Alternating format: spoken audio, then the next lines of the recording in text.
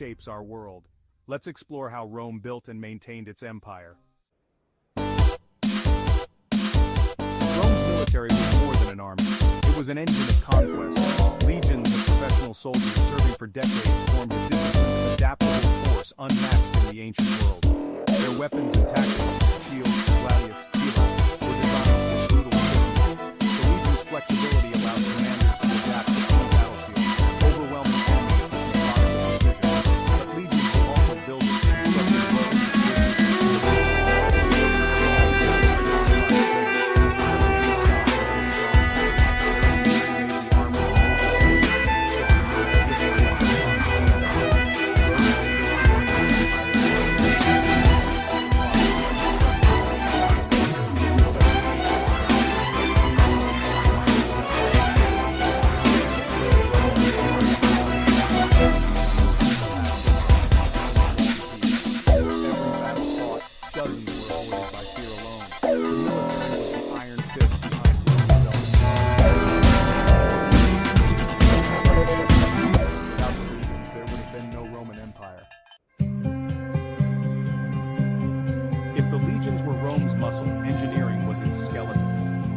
perfected concrete, building structures that still stand today.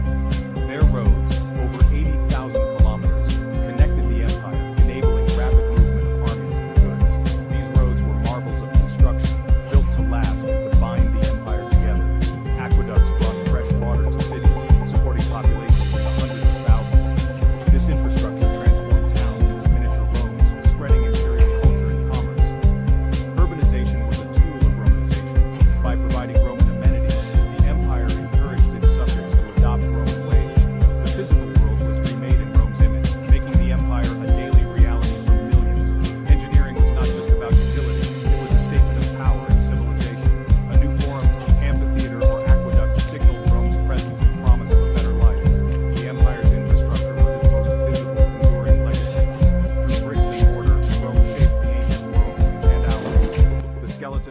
still stands beneath our feet.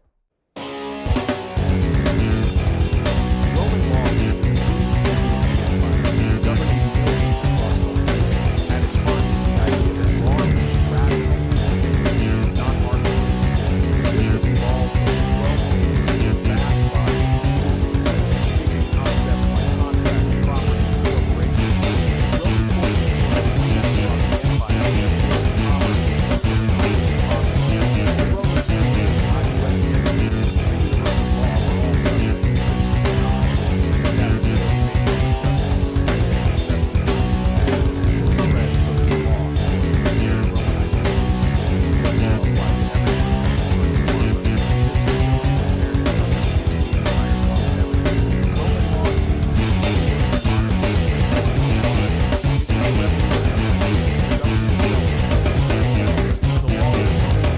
empire binding its people together. Its legacy is still felt in every courtroom today. Trade was the empire's lifeblood, flowing along its roads and sea lanes. Rome created the largest single market of the ancient world, where goods moved safely from Britain to Egypt. The Roman navy suppressed piracy, turning the Mediterranean into a bustling commercial hub. Grain, wine, oil, pottery, and luxury goods crisscrossed the empire, enriching merchants and artisans. Standardized prints, gold, silver, and bronze coins, simplified transactions and unified the economy. Foreign wars and spreading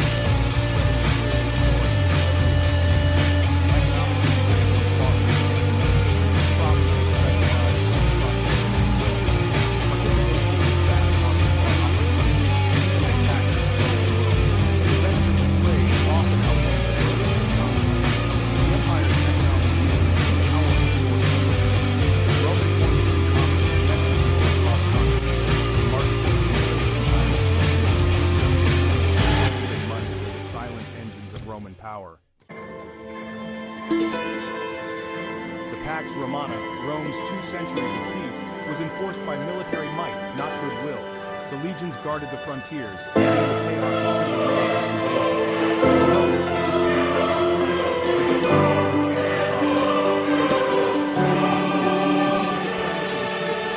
Yet on the borders, the legions fought constant skirmishes, and rebellions were crushed without